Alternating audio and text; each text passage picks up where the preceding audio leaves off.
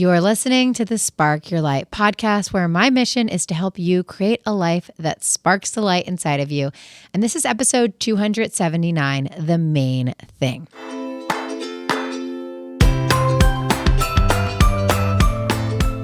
This episode is for you if you feel like you have so many different goals in so many different directions, and you're often wondering, what should I focus on? Should I be spending my time here or there? And you kind of feel like you're being pulled in all the directions and you're not actually making significant progress, or it doesn't feel like you are in any of them. If that is you, then today's episode is going to be really helpful. It's inspired by a Stephen Covey quote that I love from The 7 Habits of Highly Effective People. And the quote is, "The main thing is to keep the main thing the main thing."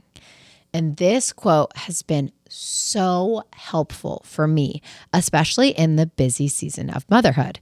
There are so many different things, and focusing on the main thing has been key to not being overwhelmed by the many choices I could be pursuing. Speaking of book recommendations, I know I've been giving you guys a lot recently, but you know what? I'll give you all of them. And if it speaks to you, if it sparks your light, add it to your list, listen to the audiobook, order it on Amazon. Great Christmas present too. Although actually I'm recording this before Christmas, but it's not coming out till after. So great present to yourself for the new year. The book is Essentialism, and the author is Greg McKeown, and it is all about doing less, but better. And this quote from 7 Habits actually was something I came across, even though I've read the 7 Habits book, I came across it in the Essentialism book. And it completely changed the way that I think about how to decide what to spend my time on. So if you're listening and you're like, okay, I get the concept, but what does this mean for me? First, I just want you to listen to this metaphor that is so helpful to really understand how the concept can fit into your life. Because when I first thought about the main thing, while it felt exciting, it also felt intimidating and overwhelming, because it felt like I would have to say no to other things that did spark my light, that I did care about, that I did want to do, that just weren't the main thing. So, for example, I am an extremely organized person, and it drives me crazy when any closet in our house is a mess. And being a new mom, I have not been able to keep up with the organization, especially when other people put stuff in the closet, right? Like, everyone's putting stuff in Michael's closet, everyone who's watching him, caring for him, they don't know where I want X to go or Y to go. And also sometimes I just don't even know where it's supposed to go, so I just shove it in there. And so after a while, his closet got really messy. And so did a couple other closets in the house. It was driving me crazy. And I would have loved to just take a whole day and clean out his closet. But there are 20,000 other things I also would have liked to do. And I was trying to focus on the main thing, which it's interesting because you can apply the main thing to many things. What I mean is you could have a main thing that is your work main thing. You could have a main thing that is your home main thing. And I can tell you, for me, my work main thing is speaking. It always comes above writing. It comes above my podcast. Even though those things I love, speaking has always been the thing that I love to do the most. And that really is the center of my career. At home, my main thing, number one, would be being a mom and taking care of Michael. It's interesting because you could do it by category. Yes, that's the home category. But when I say the home category, what I also mean is chores and all the things at home that household management, we'll call that a different category. My main thing would be cooking. Why? And how do we pick the main things? We pick it based on what sparks our light. So I am so sparked by cooking the most delicious meals for my family. I have lifelong goals that revolve around the kitchen and cooking. And it's really interesting because how do you discover your main things? I discovered this goal during a visualization a couple of years ago. So I was doing a visualization of my future life. It was one of those close your eyes, imagine you've pressed the fast forward button on your life and you wake up and you're living a day in your dream life. What does it look like? And you kind of just imagine your day. So I was doing that. And I had this really clear, profound visualization where I imagined myself in my kitchen. I was wearing blue mom jeans. They were very mom jean look before mom jeans were in style. Now mom jeans are in style. So it's kind of funny because I actually have jeans that kind of look like the visualization. But back then, I would not be caught dead wearing them. I think it probably reminded me of what my mom wore in the 90s. So it was the mom jeans, bare feet. It must have been like maybe spring. And I had just finished cooking a delicious meal and I had a bunch of kids at the island saying like, Mom, this is the best dinner ever. And they're like, oh my God, your cooking is so good. And they were just like telling me how much they loved eating my food that I made. And I've always been interested in cooking. I've always liked it. But after that visualization, it completely changed how much I prioritize cooking and my attention and energy I dedicated towards becoming a better cook. Not just, okay, I'm going to cook dinner frequently, but more so, well, how do I become a better cook? How do I learn? How do I improve? And so the main thing in household for me is cooking because it sparks my light and it came to me in a visualization. And I share those things because if you're wondering, well, what are my main things in these different categories of my life and you're unsure what to pick or what to prioritize, number one, what sparks your light? Do you have an answer right away? A lot of people are like, yes, it's this hobby. It's this thing. This is what I love to do. You could say, what's your main thing with exercise, right? What kind of workout sparks your light? I could tell you mine is SoulCycle. By the way, thank you so much to SoulCycle for sponsoring today's podcast. We all have main things that spark our light and come to us instantly. But there are other things that maybe you're not sure of. Maybe you don't really feel any kind of spark. I was just talking to a friend who told me nothing's really sparking me right now. Like it's just kind of like neutral. It just kind of is. That's okay. So we don't need to feel sparked all the time. And nothing has gone wrong when you don't feel sparked, just like nothing has gone wrong when it is winter and the temperature is cold and the trees are bare. That is a healthy and natural part of the year. And it comes every year, no matter what. And without winter, I'm not a scientist, so I'm not sure. But I could imagine that there would be a lot of ecological problems on Earth if we didn't have winter. I'm sure there's a reason for it. So the same is true when you have reasons and seasons without spark. So if you're in one of those, it's okay. If you don't know what your main thing is, it's okay.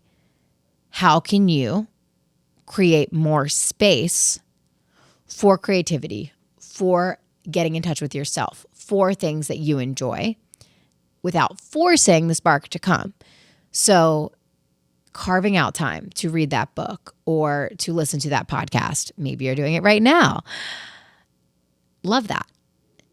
Carving out time to do those things that just make you feel more like yourself. Carving out time to take quiet time without outside noise, outside opinions. A lot of people have their best ideas in the shower or driving to work. That's because it is in that quiet time without noise, without music, without a podcast, that sometimes we can hear our own thoughts the best, which I think is part of the reason why I had that really profound idea in my visualization. So we can come up with the main thing in all the different categories. And that's really helpful sometimes when you're trying to plan your time or plan your day. So what's your main thing at work? And what things aren't your main thing? And can you say no to them altogether? You'd be surprised how much you could just not do. Even if you work for someone else, there's a lot of things that just aren't that important. And if you were to have that conversation, maybe they wouldn't need to be a part of your workload, especially if you work for yourself or you have some sort of authority over the tasks that you actually work on. There are so many things you come up with in your head that you think you need to do, and you don't. So I'm going to give you an example in my business, social media. So, you might follow me on social media. You see me post on social media. I do post on social media, but it's not my main thing. It's not something that sparks my light unless I have a creative idea that I really want to share, in which case it does spark my light and I do it. And it's not something that really, for me personally, everyone's different. Some people have businesses that are based on social media, but for me personally, it hasn't really driven my business forward so significantly, whereas other aspects have, like my podcast or writing. And those are things that spark my light more anyway, which is not ironic that the things that spark my light have driven it forward. And for other people, maybe social media sparks their light and that drives it forward. Of course, this is something, hindsight is 2020, that I didn't realize in the past when I would dedicate so much time to social media. So if you have been a longtime podcast listener or a longtime follower, you might remember, I think it was 2 years ago, I decided that I was going to post 10 TikToks a day. Yes. And I did that for quite a while, a couple of months. It was extremely exhausting and it was just completely forced because I saw people having success on TikTok, so I thought that's what I should do. Instead of, I was sparked by it, I was excited by it, I enjoyed making TikToks. That was not it. That energy would have manifested much more success than the energy I had, which manifested a very, very, very slow growth. And at some point, I thought, I hate this, and I decided to stop doing it. So it's interesting because the things that spark us really are the things that will get us the best results. So when you are looking at the things that aren't the main thing and you know they're not, you can let them flow in. So here's the metaphor I was mentioning. It's similar to a metaphor you might have heard before. It's this video of this professor who has a jar and he puts rocks in the jar and he puts sand in the jar and he puts water in the jar. And his message is about putting in the important things first because you think it's full. Is it full? Is it full? Is it full? And then, it's actually not full. You can fit more and you can fit more and you can fit more. But if you had put the sand in first, then it wouldn't fit. So that metaphor takes us about halfway there. It's really important to put the rocks in first. We know that. But what I love about my kind of personal reflection on this metaphor and how I've interpreted it that has helped me is that the rocks take up a bunch of space, but there's always room for the sand or the water to flow in, which means because you're focused on the main thing doesn't mean the other things will never get done. It doesn't mean I'll never have time to clean Michael's closet. It doesn't mean I'll never post on social media, because I think sometimes when we decide to focus on something, we're really afraid of all the other things. But I actually find that when we focus on the main thing, we're more sparked, we're our best selves, which creates more energy of flow. And since I've been really focused on my main thing, I've actually had all the other things flow in really quickly and easily and naturally, but they're not scheduled. So it's sort of like the main thing is scheduled, it's definite, it's something that I'm not going to miss. But the other things, they just kind of come. Maybe I have a lot of energy after I put Michael to bed and I decide I'm going to work on his closet. That's not really a great example because I can't work on his closet when he's sleeping, but a different closet in the house. Or maybe I have some extra energy and I had this idea for a really great social media post that I wanted to make. And so I make that post. On another night, I might be totally pooped and say to Richie, hey, do you want to watch a movie tonight? I'm really tired. And that's great. Just going with the flow of energy. And the main thing allows you to do that because none of the other things are so important that they absolutely need to be done. Otherwise, they would be the main thing, right? And so it's really a matter of prioritizing. But instead of having priority 1, priority 2, priority 3, which, by the way, something else I learned in the Essentialism book is that the word priority, it originated as a word that was singular. There was no such thing as priorities. Priority meant the single most important thing, and that was the word. We changed the word to make it plural because we felt that no. One thing cannot be most important. We have many important things. But the truth is that there always will be one thing that's most important, and that's the main thing. And the other things, they just aren't priorities. They just aren't most important. If the laundry sits there for 3 days, for me personally and my main thing, I'm okay with that.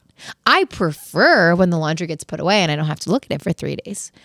But I'm not going to choose the laundry over my main thing. And so it's really, really important to just get clear on what that main thing is. And I love the rocks, jar, sand, water metaphor because I constantly imagine my rocks as my main things. And then I see the sand flowing in, I see the water flowing in, and it allows me to surrender and trust that everything else is going to get done and there will be flow and there will be space. And I'm creating that because I'm putting my rocks in. And I have lived by that and it has become true. And I trust that if you live by that, it will become true for you too. And some things that don't flow in, maybe you realize that they don't even need a place in your life. They're not even important, or maybe you can outsource them. Maybe you can have someone else do them, right? So it's important to first get clear on what those things are. So I'm going to leave you with this. We talked about visualization as a strategy to get clear on the main thing. Another strategy is just simple goal setting. And this is really what I do the most frequently when I am maybe wondering what my main thing is or trying to come back to it. I always go out 10 years. I know that can be really scary. And I will say that if you are in your early 20s and 10 years seems really far or really scary, you don't have to start that big. Because I know when I was first starting my business, I was 21. I was so short-term focused because that's all I knew my whole life. We are so trained to be short-term focused, especially with the education system. We're focused on the next midterm and then the final exam and our grade in the class and finishing that school year. And then the next year, right? Everything is so focused on what's next, the internship, the job. So to zoom out and to focus on 10 years just feels so far and so scary. So I know for certain that I was not able to go 10 years out when I was in my early 20s. So if that's you, it's okay. Or at any age, if 10 years out feels too scary, that's okay. Meet yourself where you're at always. It's not going to do you any good to, throw yourself into the pool that you can't swim in. You have to start somewhere, start with the swimmies or start in shallow water where you can touch the ground and increase at a rate that feels comfortable for you. So it's okay to start smaller. But if you can start with 10 years, I encourage you to do it. It might be a little scary. Can you jump in anyway? Knowing that the wall's right there and you can grab it if you need it. So 10 years out and ask yourself, where do I want to be?